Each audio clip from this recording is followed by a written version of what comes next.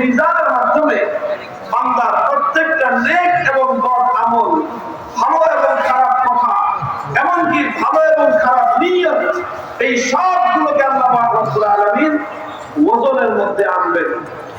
এখানে উলামায়ে কেরাম ওজন দেওয়ার ব্যাপারে দুইটা মতামত ব্যক্ত করেন। একটা মতামত হলো আমলনামার ওজন হবে, যেই আমলনামার মধ্যে নেকি এবং বদি লেখা রয়েছে, নেকির আমলনামার লেখা খাতাগুলো বা আমলনামাগুলো এক পাল্লায় থাকবে, একদিকে থাকবে, আরেকদিকে বদি লেখাগুলো আমলনামা আরেকদিকে থাকবে। এই দুইটার মধ্যে যার নেকির আমলনামা ভারী হবে সে জান্নাতে যাবে, আর যার বদির আমলনামা ভারী হবে সে জাহান্নামে যাবে। অনেকে বলেছেন মিজান ওজন হবে হলো মানুষের আমলনামা, আর অধিকাংশ ওলামায়ে কেরামের এবং অগ্রগণ্য রাজ্যের ব্যাখ্যা হলো যে না, আমলনামার ওজন হবে না, বরং সরাসরি আমলেরই ওজন হবে। আমলের ওজন হয় কিভাবে? এটা আল্লাহ পাক রব্বুল আলামিন কুদরতের মাধ্যমে মানুষের আমলকে, মানুষের কথাকে, মানুষের নিয়তকে এমন রূপ আল্লাহ দান করবেন যে রূপের মাধ্যমে সেটা কাবিলে ওজন হয়ে যাবে, সেটা ওজন করার উপযুক্ত হয়ে যাবে। আল্লাহ পাক রব্বুল আলামিন সেটা ওজন করবেন। এখন বলেন, ওজন করা সম্ভব কি সম্ভব না? কি বলেন?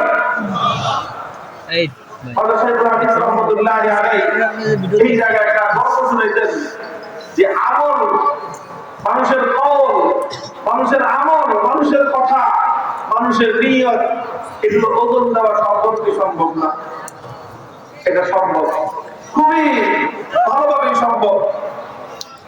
এক রাজা বাদশা, তিনি তার বাদশার মন্ত্রী পরিষদের মধ্যে যে সমস্ত উচ্চ শিক্ষিত মন্ত্রীরা আছে তার মধ্যে কিছু আছে নাস্তিক মার্কা, হুজুর বিদ্বেষী, আলেম বিদ্বেষী, এরকম থাকে। সেরকম আলেম বিদ্বেষী এক মন্ত্রী ছিল। বাদশা যখন এই হুজুরকে যখন খুব গুরুত্ব দেন, তখন এই নাস্তিক মার্কা মন্ত্রীর গা জ্বলতে থাকে, কিন্তু কিছু বলতে পারেন না, যে স্বয়ং বাদশা যেহেতু তাকে সম্মান করে, সুযোগের অপেক্ষায় থাকে যে কোনদিন সুযোগ পেলে হুজুরকে খুব জব্দ করবে বাদশার সামনে।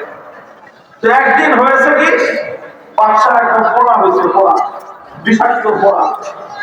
কারণ বাদশা এই বিষাক্ত ফোড়ার যন্ত্রণায় কাউকে যে বলছে, হুজুরকে একটু বললেন যে ফোড়া হয়েছে, হুজুর যেন এসে একটু আমাকে দম করে দিয়ে যায়, ফুটিয়ে যায়।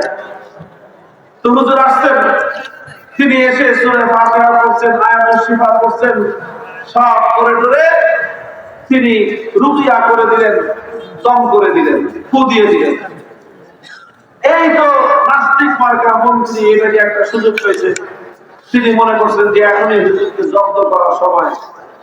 তিনি বলা শুরু করেন যে হুজুর, এই আপনাদের জন্যই সারা দুনিয়ার কোনো উন্নতি নেই, মানুষের কোনো উন্নতি নেই। তাই আমরা কি করলাম? এই যে আপনারা ওই অবৈজ্ঞানিক কাজকর্ম করেন, আপনারা এই সময় কাজ করেন, কুসংস্কারের কাজ করেন, তার কোনো বৈজ্ঞানিক ভিত্তি নাই, যুক্তির কোনো ভিত্তি নাই, যুক্তিতে ধরে না, এই সমস্ত কর্ম করে মানুষকে আপনারা কুসংস্কার অচ্ছন্ন করে দেন। কি করলাম আমি? যে আপনি কি করলেন? একটা ফু দিলেন, আপনি ফু দিলেন, এটা বাতাস, বাতাসের সাথে মিশে গেছে। বাচ্চা হয়েছে হলো ফোড়া, ফোড়ার মধ্যে জমছে পুজ। এই পুজ না, এটা ফোড়া কি হবে? আপনার বাতাস মধ্যে বের হয়েছে, বাতাসের সাথে মিশে গেছে, তো ফোড়ার মধ্যে অ্যাকশন করবে কিভাবে? সব আপনার হুজুররা আছে, সব ফালতু কাজটা মনে করেন, যা বলার বলছে, আর মনে করতেছে যে এইবার হুজুরকে জব্দ করার সুযোগ পাওয়া গেছে, খুব জব্দ করছে। মাশাআল্লাহ, হুজুর যত কথা বেশি বলে না আমাদের মতো, আমরা সব দুই-চারজন একটু বেশি কথা বলি, তাও সবাই সহ্য করতে পারে। কিন্তু যে সমস্ত হুজুররা কথা কম বলে, তারা কিন্তু আসলে আমাদের চেয়ে গরম বেশি, টের পারে না মানুষ। আমাদের মানুষদের পায় না, তারা কিন্তু আমাদের আসলে কি থাকে, গরম আরো বেশি থাকে। তো যাই হোক, ওই হুজুর এরকম ছিলেন, তিনি অনেকক্ষণ চুপ থেকে এরপরে হঠাৎ দাঁত মুখ একেবারে ঠিককে ভেঙে দিয়ে মারাত্মক বড় আগত স্বরে সমস্ত মন্ত্রী রাজা বাদশাহ উজির সামনে ওই নাস্তিক মার্কা উচ্চ শিক্ষিত মন্ত্রীকে একটু ধমক দিছে। গাধাটানি কোথাকার বুঝলাম তুমি কথা বলতে আসছে এখানে, বেগম জমি কোথাকার গাধা। তো যখন গোটা মসজিদের মধ্যে একজন মোল্লা মানুষ একটা মন্ত্রীকে গাধা বলে বলা দেয়, তো মন্ত্রীর তো মান সম্মান যা ছিল সব জীবে মিশে গেছে। এখন মন্ত্রী এমন ক্ষিপ্ত হয়েছে, রাগে ক্ষোভে সে কাঁপতে আরম্ভ করেছে, তার চেহারা লাল হয়ে গেছে, সারা শরীর থেকে ঘাম ঝরতেছে। হুজুর তো নির্বিকার, মনে হয় যে কিছুই হয় না, তিনি অন্যদিকে খেয়াল করে রাখছেন।